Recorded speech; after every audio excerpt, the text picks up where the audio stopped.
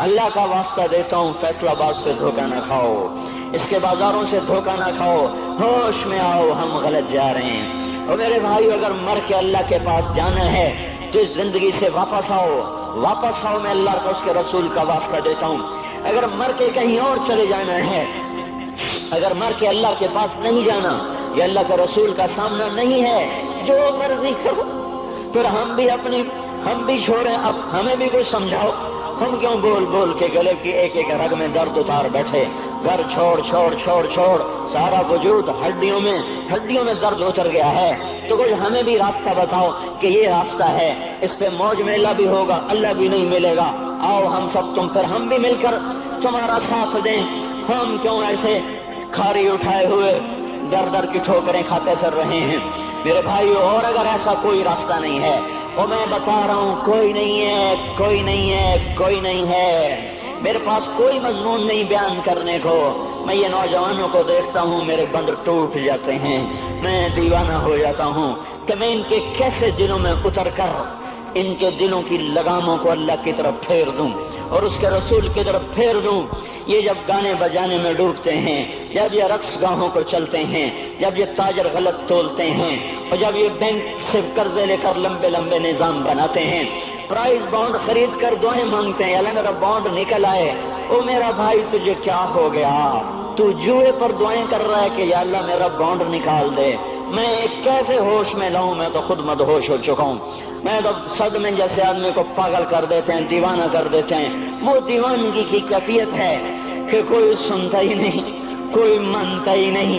4 دن کے تھوڑی دیر کے لیے ہائے ہائے کرتے ہیں، پھر وہی ڈگر، وہی راہیں، وہی غفلت، وہی صبحیں، وہی شامیں۔ کہاں سے کوئی آئے گا؟ کون سی آواز آئے گی؟ کوئی قیامت کے کڑکا کو سننا چاہتے ہو؟ کیا آسمان کے دھماکے سن کے توبہ کرنا چاہتے ہو؟ کیا آسمان کی بجلیوں کو کوندتا دیکھ کر پھر توبہ کرو گے؟ یا زمین کے کلیجے کو پھٹتا دیکھ کر پھر توبہ کرو گے؟ یا سمندر کی بفری موجوں کو چڑھتا دیکھ کر پھر توبہ کرو گے؟ یا ہواؤں کے جھکڑ بگولوں کو دیکھ کر پھر توبہ کرو گے؟ نہیں، پھر توبہ کا وقت نکل جاتا ہے۔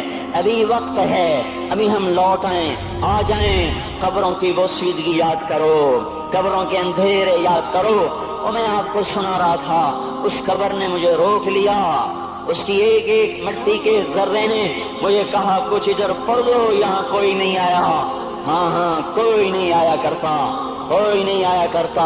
یہاں علی فاطمہ جدا ہو گئے، باقی کون ہمیشہ رہ سکتا ہے؟ اور جب جدائیاں ہوتی ہیں پھر کیا ہوتا ہے؟ كأن لم تكن بيني وبينك خلة ولا حسن ود مرة في التبادل۔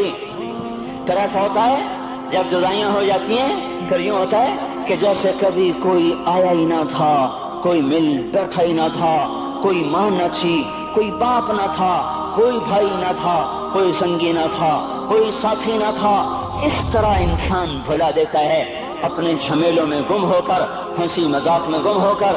میں اس قبر میں کھڑا پڑھتا جا رہا ہوں، اس کا کتبہ ٹیڑھا ہو چکا ہے زمانے کی گردش نے اور ماضی کے بے رحم گردش نے اس کے سارے کتبے کو کالا کر دیا تھا۔ مجھے تجسس ہوا، میں دیکھوں یہ ہے کون جس کی قبر نے مجھ جیسے اجنبی کو رونے پہ مجبور کر دیا اور مجھے کھڑا کر دیا۔ میں قریب ہوا، میں نے جھاڑا تو پر لکھا ہوا تھا اللہ اکبر، رستم ہند امام بخش۔ رستم ہند، جس کے لیے مہاراج قالین بچھاتے تھے، جس کو ہاتھیوں پہ سوار کروا کے لایا جاتا تھا، جس کے آگے پیچھے ڈھول بجتے تھے، اور جیسے آج کل یہ کرکٹ کے کھلاڑیوں کے آگے پیچھے خلقت ہوتی ہے، یہ وہ دور تھا جب پہلوانوں کے آگے پیچھے خلقت ہوتی تھی۔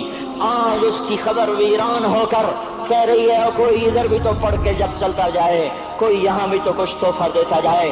میرے محترم بھائیو، جب موت آئے گی تو کوئی اولاد یاد نہ کرے گی، کوئی ماں باپ یاد نہ کریں گے۔ مائیں لال بھول جاتی ہیں، ماؤں کو بچے بھول جاتے ہیں، ماؤں کو بچے بھول جاتے ہیں، باپ اولادیں بھول جاتے ہیں، بیویوں کو خامن مل جاتے ہیں، خامدوں کو بیویاں مل جاتی ہیں، یاروں کو یار مل جاتے ہیں۔ وہ تو ہم ہیں جو جا کے تہہ خاک سو جاتے ہیں، اکیلے تنہا زندگی کا سفر شروع ہو جاتا ہے۔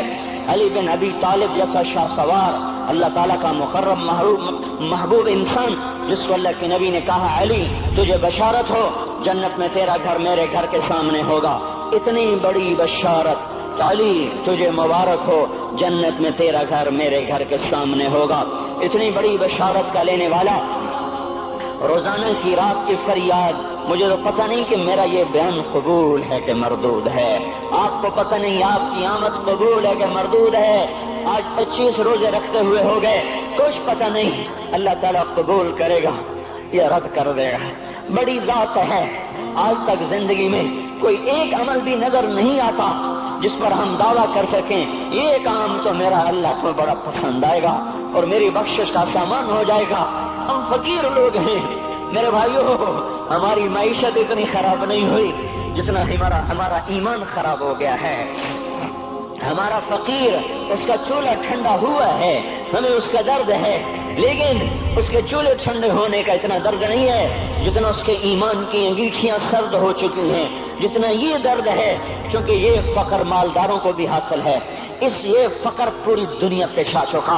मालदार भी फकीर हैं, दुकानदार भी फकीर हैं, ताजर जमींदार भी फकीर हैं। आज जो जितना बड़ा दुनियादार है वो ईमान का उतना बड़ा फकीर हो चुका है।